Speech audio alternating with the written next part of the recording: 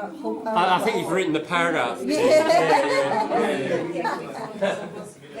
Okay, so looking at Roald, I'm just talking to the video here. Looking at Roald Dahl, George's Marvellous Medicine, first 2 pages, we're looking at collocations. Collecting collocations, yeah. So, collocation, it is tricky because, as I've described it to James, ultimately it's just a statistical thing, isn't it? Statistics, you know. How common is this package? And of course, you know, as I've described before, language frequency tends to form a graph, like a curve like that. So at what point, is that where collocations stop? Is that, you know, it's hard to say. And so there's this sort of grey area where somebody would think it was a collocation, somebody wouldn't. We don't have to be too worried about exactly what that definition is. The point of doing collocations is because it's a strategy and a tool that you can use, I think, to accelerate your learning. If we look at these, a few people have said, you know, they want to do quite a bit of speaking, and if you think about that, storytelling, it's very much the language of ordinary talking, isn't it? So if you do a lot of reading of stuff like this, consciously or unconsciously, it's going to start coming out here. It's going to go in here and eventually come out here.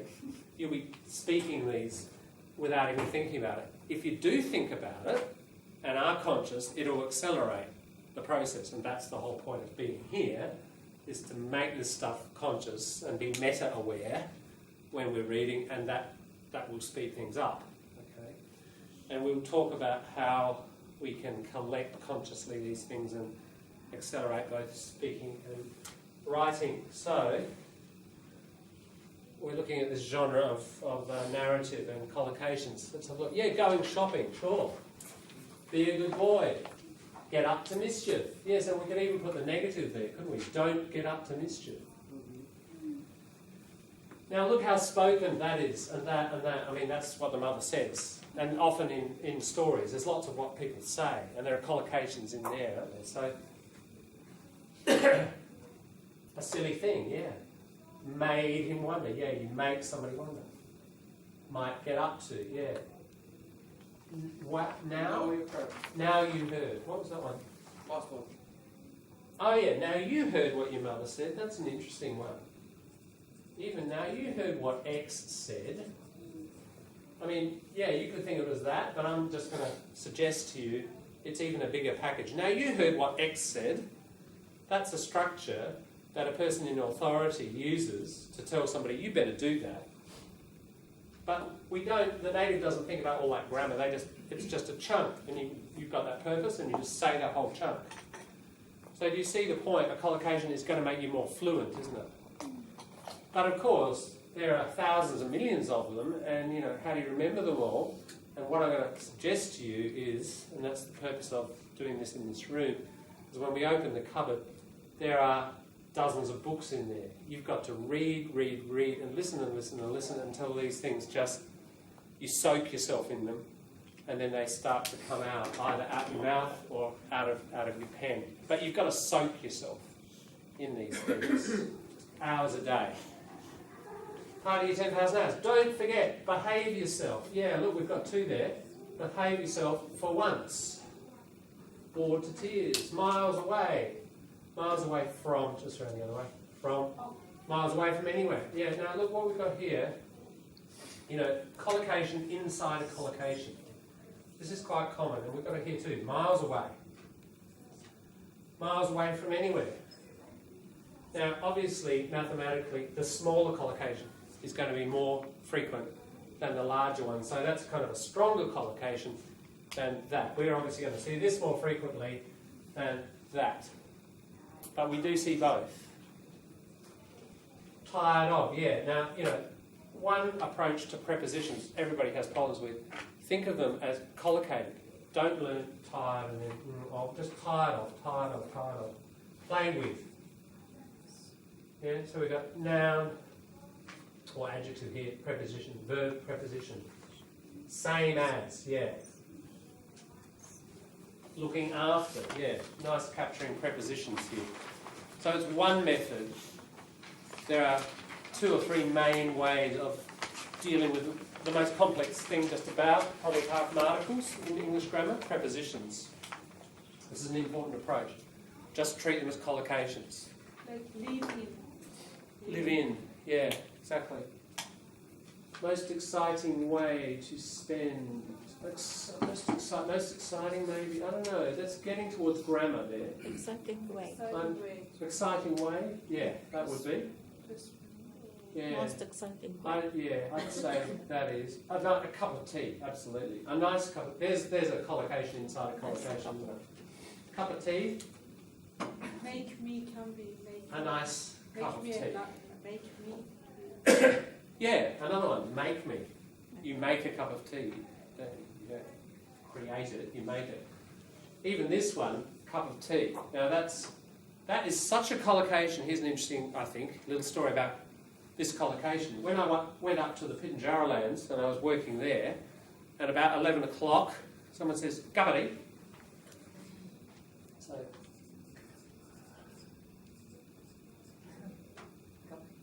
no, it's Gabari. That becomes a word in Pitjantjatjara. Gabari, but you pronounce that as a G. So So that became an Aboriginal word. It's used a lot. Gabari, cup of tea. And it's pushed together. It's such a package that it's said really fast and becomes one word, gabari. So after a while, after you've been there a few weeks, all the white fellas too, they say, gabari. So it's just an indication of, how strongly collocated that is. Yeah, look, out of mischief, yes. And keep you out of mischief. Yeah, collocation inside a collocation. Yeah, old woman, grumpy old woman. Selfish, grumpy old woman, I'd say that's less collocated. That's certainly a package. Yeah, it is an extra adjective. And look, it's a weak collocation, but it's... And look, grumpy old man, grumpy old woman. These are both collocations. And I think if we look statistically at the figures, which one do you think will be higher? Woman. Woman. Grumpy old man, grumpy old woman. No, I heard a lot of grumpy old men though. Yeah, I think this one gets the prize. Yeah. Grumpy old man is more common in English. We could look at the statistics in a minute to see. Now that one, I would say is not. That's a bit of interesting description, and it creates the character, doesn't it, of the grammar, but not that one. What would be, let's ask ourselves, teeth. What's a really common collocation? White teeth. White teeth. Yeah. And even if we wanted to be more sort of descriptive, this one is quite pearly white. Pearly white. That's what we often say about, good teeth. Pearly white teeth. There's a collocation, kind of an interesting and kind of colourful one, literally. Now that one, again, look, that is not a collocation. It's kind of the opposite. Good story writers, if they just had collocation, it kind of, we can predict it. It's kind of nothing new. I mean, the story itself might be interesting, but, nice to have interesting language as well. Here's this writer. Small puckered means sort of shrunk, like that. Pucker, tight mouth. So it's not really a usual thing we say. I mean, what's a collocation with mouth? Take that out. Big mouth. Big mouth. Yeah, you've got a big mouth. Meaning metaphorically, you talk too much. You can't keep a secret. Maybe bad mouth. Eh? Bad mouth, no? Bad mouth, yes. You can, as a verb, you can bad mouth somebody. You say bad things about them. Yeah. So these, not big bad mouth, but big mouth, bad mouth. Yeah. So those are collocations. That is a very nice, interesting graphic description, and especially when he adds this little thing called a simile, when we say what it's like a dog's bottom, it's funny and very strong visually. But can you see how one of the jobs of a good writer, I said last week and the week before, good writers use a lot of collocations. Yes, they do. But they also, especially, it depends what genre. Academic writing, they won't break it creatively. But if you're telling a story, you want a bit of colour. You want to break the collocations and make something a bit more interesting. So there is that role. One spoon, yeah, look, 1 spoon, no milk. These are coffee collocations, aren't they? Aroma How cafe. much? Can we say how much? It can be collocation. How much? Yeah, even how much, I guess. It's, again, where do we fade into grammar and where do we collocation? It's tricky, but it doesn't really matter. Miserable old grouch, yes. Grouch, somebody grumpy all the time. Miserable old grouch, absolutely. I think that's just. Lovely. I think that's just a string of adjectives. Isn't it? Lovely, Alternative kind, with helpful. it. Kind. Look, that's interesting because it is in a way. You don't say kind, lovely, helpful, or helpful, lovely, kind. You say lovely, kind, helpful. There's that pattern. So I guess we'd have to say, yeah, that's a kind of weak collocation. Not this one. Spent all day, every day, sitting in chair, yeah, by the window. Some of these are heading towards grammar, I think. Every day. Sitting, Always complaining. sitting on chair or in chair? In. That's Sitting correct. in? Yeah, you sit in a chair. In. You can sit on a chair, you can do both. Both. But usually it's more, the woman sitting in chair number 16, not the woman sitting on. In. Yeah, in. If you say on, you're sort of emphasising the physical act of sitting. Mm-hmm. But that's usually not what you're doing. And at, can we use at? Sitting at you. At, no, it has to be in. In or on. By the window, always complaining, something or other. Yeah, that's an interesting one. These are sort of, I mean, they're weak collocations, but they are, you could argue they're collocated. So this group had a wider kind of definition of collocation. That's fine. In a way, I would suggest the wider the better, because the point is that you're thinking of all this stuff in chunks. Why are you thinking in chunks? Because it's going to make it easier to write or to speak and not think about grammar. If you have this broad definition of collocation, then we're going to get up to sort of 70% of a text, aren't we, of being collocated. If you have a narrower definition, it'll be like 30. So I would go probably this way. If it helps you naturally string words together, and that's what you want to do, string, join, words together in English, then give yourself a broad definition and you'll see them more and absorb them more. That one's an interesting one, simply because it's very vague, isn't it? And when you don't know what something, you just say, oh, something or other. And these ones, they call them fillers, like, you know, sort of, like, you know, young people say like. These are fillers, and they're very useful. They're not just junk. They actually give people a little bit of time to get the right word or the right grammar. So having a few fillers like that, very useful for you. If your fluency isn't up to the right speed yet, if you've got 6 or 7 of these that you throw in, they buy you little bits of time, half a second here, there. But you're still sounding fluent. You're still keeping on talking, so you sound quite native-like, but you're just creating little bits of time for yourself to get right words and get the right tense or whatever. So I can give you a page of these fillers. They're quite important that if you start building them into your conversation, they have this effect. They actually make you more native-like. Is gripping about something? Which one? Gripping about something? Griping. Sorry. Yeah, where is it? In group D, but it's not there. Griping about, yes. Let's just put it, because you gripe about. Yeah, look, what you've got there is a verb and preposition, and just this morning in the private class we were doing verb, preposition, and they're important to sort of get the right preposition with the Or verb. when someone says something, you say, well, I think it's like this. That's right, Well. exactly. Well, it's a little filler, isn't it? It buys you time. Yeah. Never once, yes. That's a good one. Best day, smiled at. Yes, you smile at someone. Verb preposition, isn't it? How are you this morning? Yeah, true. A lot of these politeness things are just whole collocations. One of the best areas to look at collocations, we could have almost started with it because it's the clearest. Letters. Dear Sir, to whom it may concern, I'm writing to you in regard to. I am writing to you in regard to, there's an 8-word collocation, isn't it? There's just all these packages. I look forward to, whatever, an interview, a meeting, at your convenience, finishing off. You know, letters, formal letters, absolutely full of collocation. If you want to get to be a good letter writer, more than grammar, you know, obviously you need grammar, but the number one thing to think about for letter writing is collocation.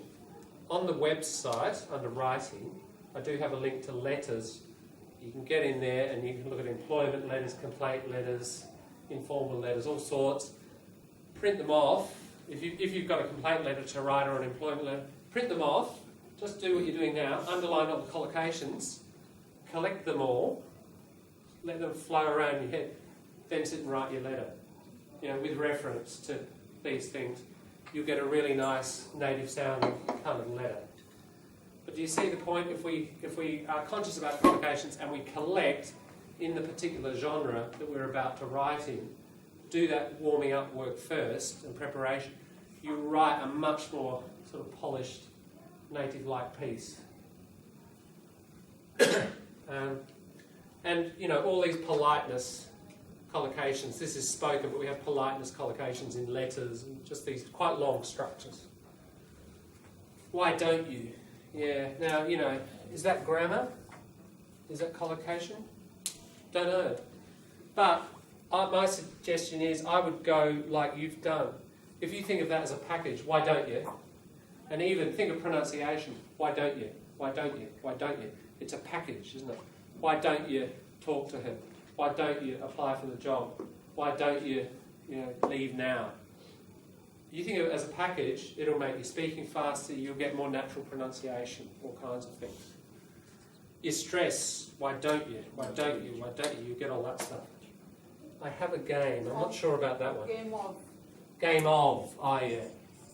True, you have a game of Monopoly, a game of snakes and ladders, a game of cards, a game of...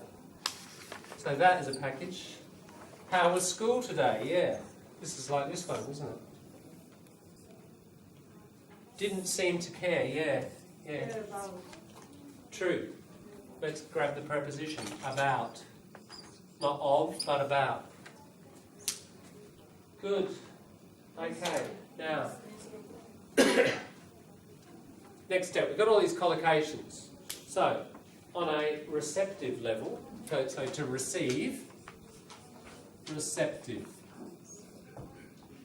active.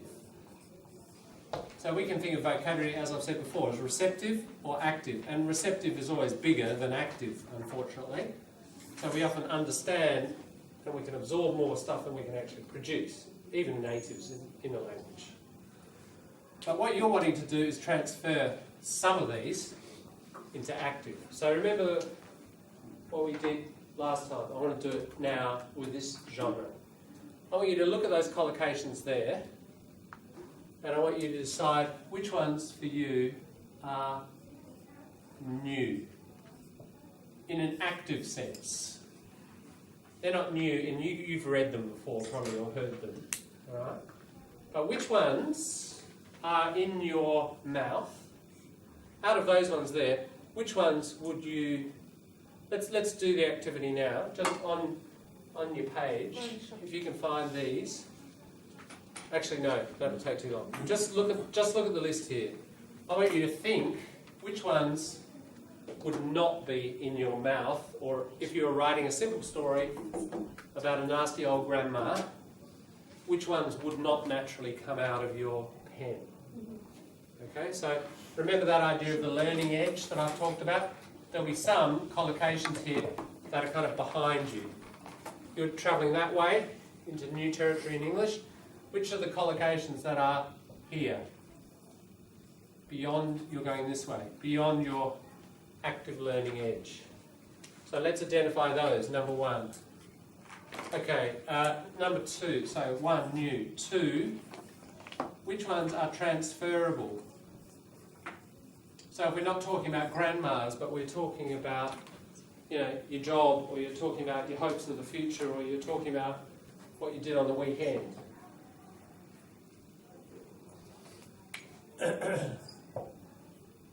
3. Which ones are frequent?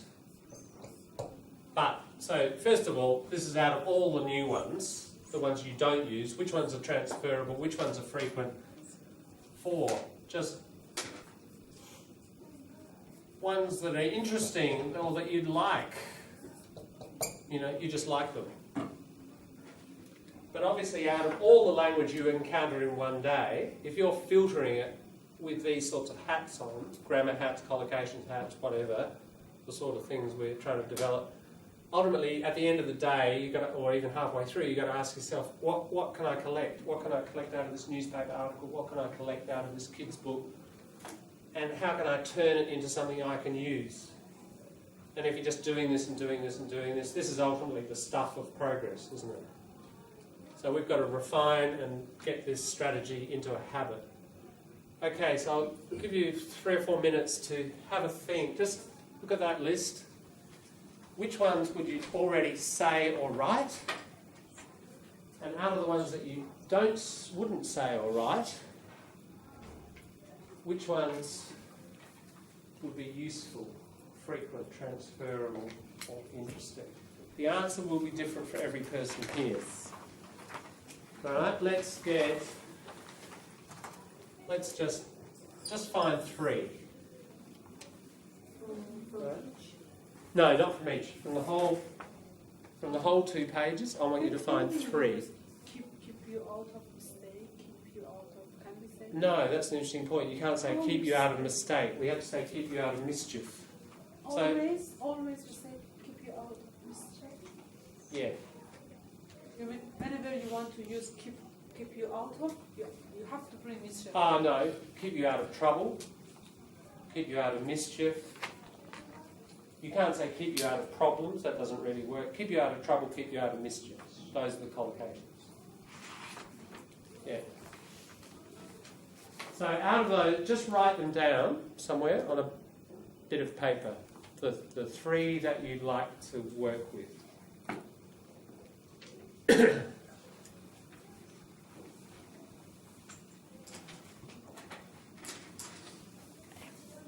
Because we're going to do some work in a I second. don't know if it is better to close this window to make it easy because reflection is The reflection, So yeah. if you Thank you. just, This one? I think so. A bit of shininess. A little, yeah. Yeah. Thanks. And I don't know. Maybe Don't do too much. it is better now. Look. Yeah. It is better now. Yeah, that's good. Thank you. That's good. No. I don't want that bit. I What do you want that want? because Oh. that's better. It'll Okay. it'll just capture Yes. anybody moving around that area. Okay. Yep. I will be photographed.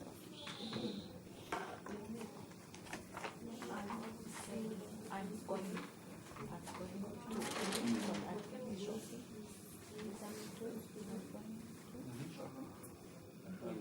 I'm going shopping.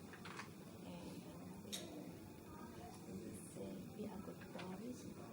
Good boy, good boy. You know, I think there's quite a few there that you'd probably already say.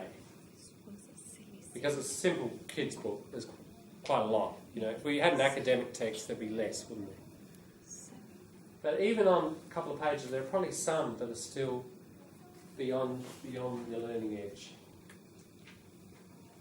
So this is another point. If you read lots of easy stuff, what you'll get is this kind of nice combination of it's not too hard and they're not too new collocations, but there is still enough to be collecting interesting stuff. And that's the right kind of balance.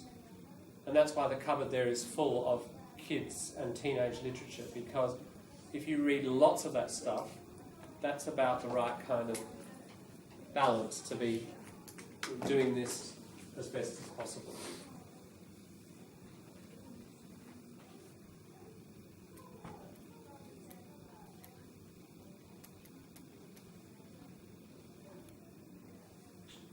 Okay, I guess you've had enough time to decide. A bit of a chat in your groups. Which 3 did you pick and why? You know, oh, this is very transferable. I just really like the sound of this, or that's something I haven't actually used before, but I think it's quite frequent. Right? Just indicate to your neighbours which three you're going to practice. We're going to practice with these actively in a minute. Which ones have you collected?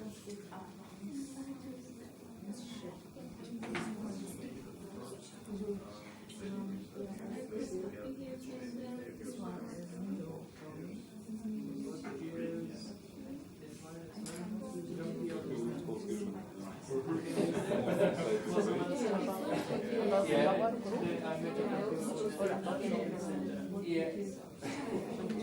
It's a good thing for a recount.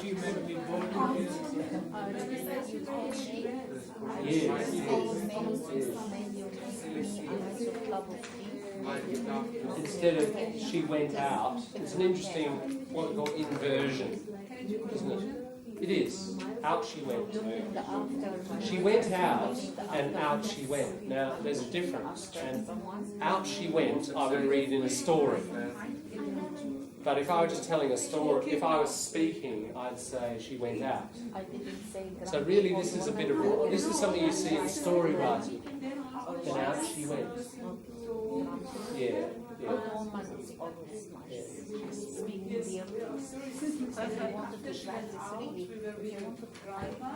Yes, that's right. It is explaining that. But just that word order, it's more, no it is, but it's a written one. And if you were speaking, you'd say, she went out. So you'd say, then she went out, if you were speaking. You were telling a story about your mother yesterday. Then she went out and left me alone. If I'm writing, especially kids' story, then out she went. It stresses the out, but it's a written thing. It's an interesting little structure.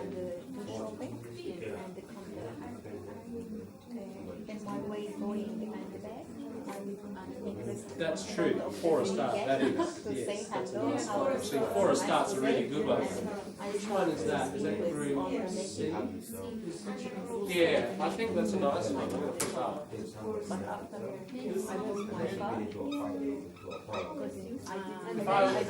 If I were you, and I don't normally say that, I think it's very transferable. Yeah, and frequent. Yeah. That's a really good one. When you make me a cup of tea.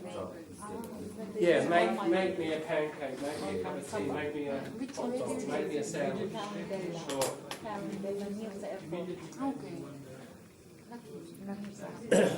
Okay, look, we had an interesting addition here that was noticed for Group C. There's a little one there for a start. For a start, let's have a look at where it is. Second page.